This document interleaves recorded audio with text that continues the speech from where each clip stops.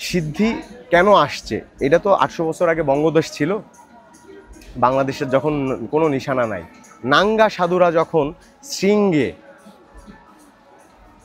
গায়ে প্রত্যাবর্তন ছাই নিয়ে যখন সাধনায় বসতো, তাদের জন্য এটা সমাচার ছিল।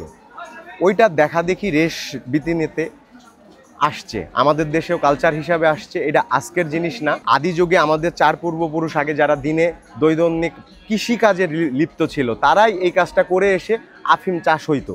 আফিম চাষ হইতো, আমিও দেখছি, আমি ছোট থেকে দেখছি সিদ্ধির গাছ সাধকদের বাসায় মাঝখান দিয়ে বেড়ে উঠছে।